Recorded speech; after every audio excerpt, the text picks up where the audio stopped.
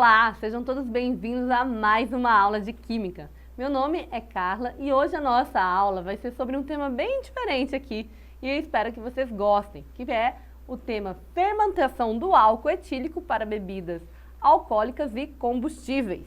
Então, bora lá entender a respeito desse assunto. Então, agora vamos começar aqui como um pare e pense, né? Então, ali a gente tem, né, uma moça tomando um vinho, tem uma pessoa ali abastecendo um carro e por último ali a gente tem uma pessoa passando álcool em gel na mão, gente. Quem não passou todos esses meses, né, esses anos aí, esfregando a mãozinha com álcool em gel? E qual que é, né, o elemento que reúne, né, que une todas essas situações, gente?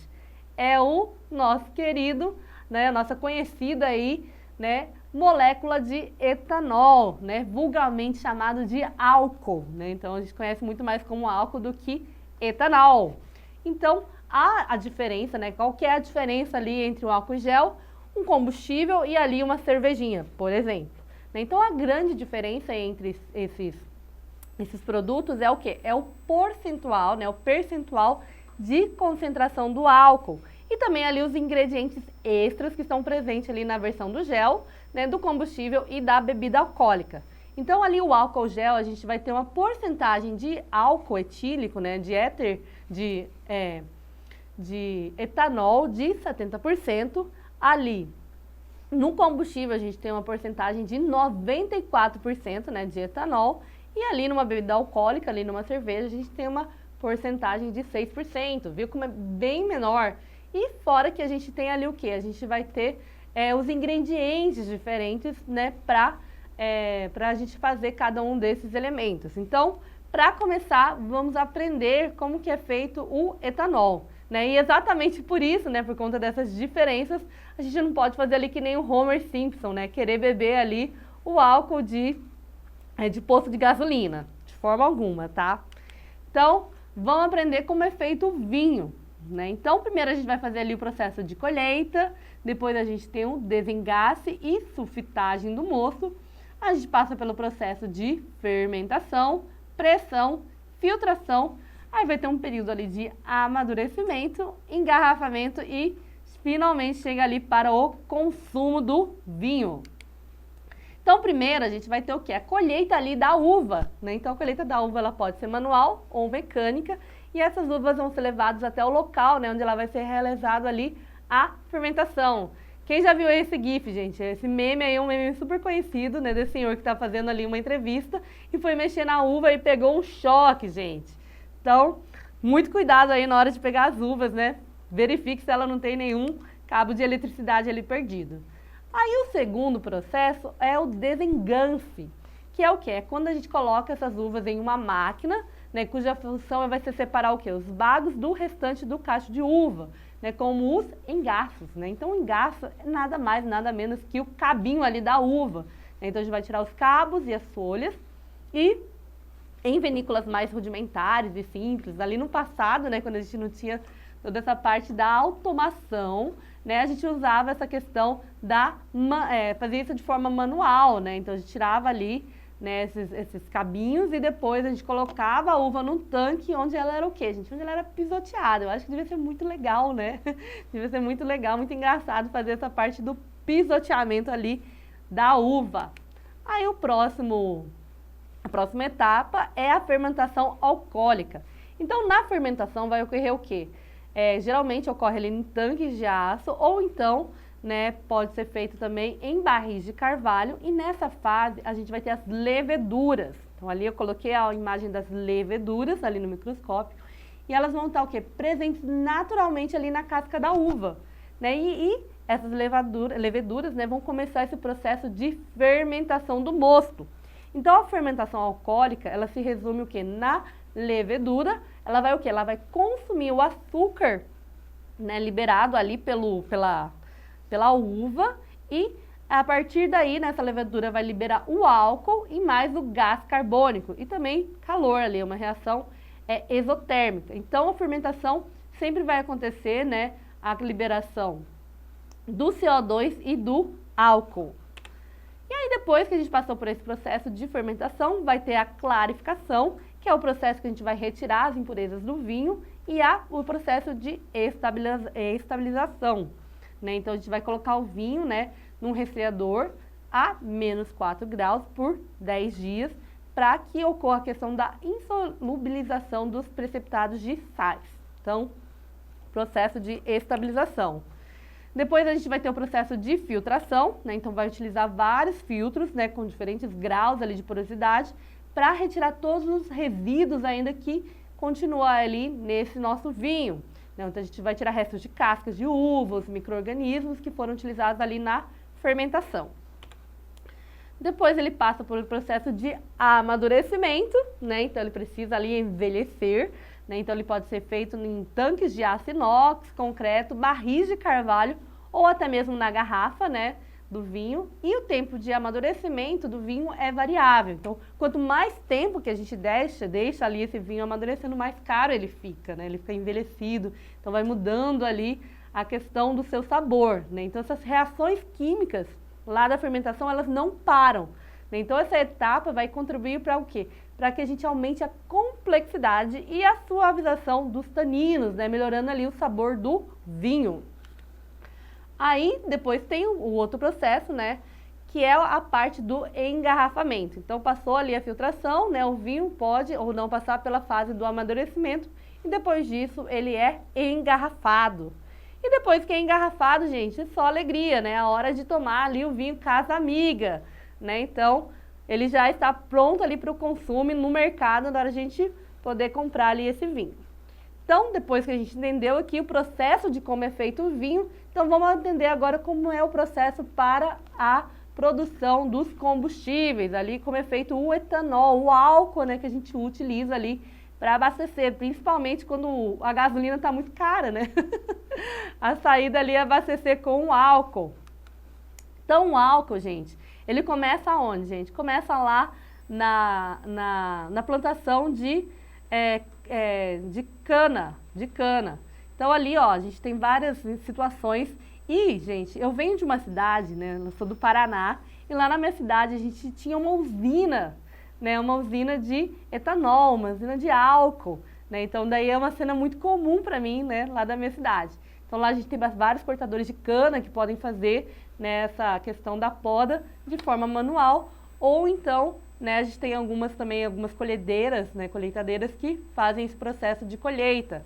Ali embaixo a gente tem esses caminhões que, se não me engano, chamam Julietas, né? Então eles vão carregar ali uma quantidade bem grande de cana-de-açúcar até a usina. Então esse é o primeiro processo.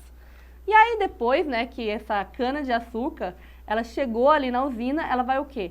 Ela vai ser descarregada, vai colocar lá em esteiras rolantes, né? E a primeira etapa da produção é a lavagem da cana, né, que vai receber um banho, que vai retirar toda a terra, a areia e outras impurezas. Depois que ela está limpinha ali, né, ela vai ser o quê? Ela vai ser picada em pequenos pedaços, né, para facilitar a parte da moagem. E aqui ela também vai passar por um eletroímã, né? Então, em uma outra aula a gente já viu sobre a separação das substâncias, né, das misturas, e esse eletroímã, ele vai o quê? Ele vai atrair, né, qualquer tipo de material ferroso, né, qualquer tipo de ferro que possa estar ali junto com essa cana-de-açúcar, para que não danifique as máquinas. Então a gente tira ali toda a parte de ferros e aí depois ela vai para a moagem, né? Então a cana ela vai ser esmagada ali por rolos trituradores, né? E após a moagem, 70% da cana vai virar o caldo, né? Caldo de cana-de-açúcar. Acho que todo mundo aí já deve ter experimentado, né? Então, nesse caldo ali da cana-de-açúcar vai ter uma quantidade exagerada de açúcar, né? E através desse açúcar a gente vai extrair o etanol. Então, 70% vira caldo e os outros 30% vai ser o bagaço ali do caldo de cana, né? Da cana. E esse bagaço ele pode ser queimado e vai gerar o quê? A energia para a usina. Então, nada é perdido. Depois, né, que ele já passou, esse caldo, né, já foi limpo, ele vai passar por um processo que a gente chama de clarificação. Então, ele vai ser aquecido para ser esterilizado e vai ficar livre das últimas impurezas. Depois, ele vai ser levado para as dornas, né, que são esses recipientes bem grandes, no qual ele vai ficar armazenado e vai começar o quê? A parte de fermentação. Então, essa fermentação, gente, ele vai ocorrer através de micro-organismos, que são as leveduras, assim, né, como a gente viu lá no vinho, só que aqui a gente usa o caldo de cana, e vai ser o que? Liberado o gás carbônico e o álcool. Então, essa etapa da fermentação, ele dura de 4 a 12 horas e vai gerar um produto que se chama vinho fermentado, mas não é aquele vinho que a gente toma não, tá, gente? Aqui é o vinho do caldo de cana-de-açúcar. E aí, nesse processo de fermentação, vai ocorrer dentro do citoplasma lá da levedura, sem o gasto de oxigênio, né? Então, um processo anaeróbico e vai ter a liberação de CO2.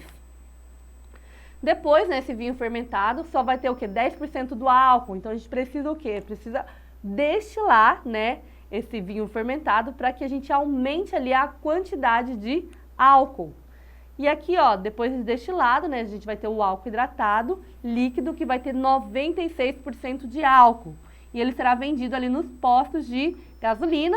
Parte dele vai passar por um processo de desidratação, no qual a gente vai tirar a água residual, tendo uma porcentagem de 99,5% de álcool, e ele é misturado ali a gasolina como um aditivo, né? Então aqui, ó, uma observação, essa quantidade, essa porcentagem aí, né, de álcool, ele é em relação à quantidade de água. Então o álcool anidro, né, que é o álcool mais puro, ele tem 99,5% de álcool e 0,5% de água.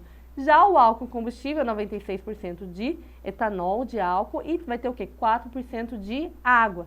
Já o álcool que a gente usa para asepsia, lá o álcool em gel, o álcool para fazer a limpeza das mãos, de 70% é 70% álcool e 30% de água, que é o ideal ali para matar os micro-organismos, né? Matar ali o vírus do Covid, por exemplo.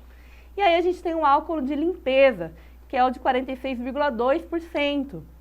Né, que é aquela concentração em INPM, que é um álcool que é utilizado para fazer a limpeza ali dos locais, né, da casa, do vidro, o que for necessário, tá?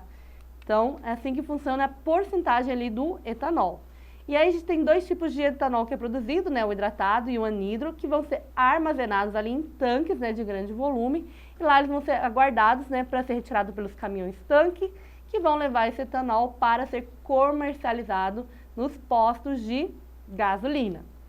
Então, esse é o processo ali que é feito para ser produzido a questão do etanol, do álcool combustível. E agora vamos lá para mais uma questão. Então, a questão fala, as leveduras utilizadas, né, para a produção do álcool etílico a partir do caldo de cana, então a gente está falando, né, do álcool de gasolina, ele é rico em sacarose, em açúcar, e realiza um processo no qual a glicose é transformada em etanol, que é o álcool etílico. Esse processo, letra A, é uma fermentação realizada nas mitocôndrias com gasto de oxigênio? Errado, não é no mitocôndria. B, é uma fermentação realizada no citoplasma e gasta oxigênio? Errado também, ela não gasta oxigênio. É um processo anaeróbico, sem utilização de oxigênio. Letra C, é uma fermentação realizada no citoplasma e não gasta oxigênio e, portanto, não libera gás carbônico? Errado, gente. Libera ali muito gás carbônico, né? Aquela espuma, né? Aquelas bolhas que a gente vê é a liberação do gás carbônico. Letra D. É uma fermentação realizada no citoplasma sem gasto de oxigênio e com liberação de CO2? Resposta correta, gente. Então, resposta correta, a letra D. E terminamos aqui mais uma aula. Para mais informações, para mais aulas, né, acesse ali a plataforma Eduque. Um abraço e até a próxima aula. Tchau, tchau!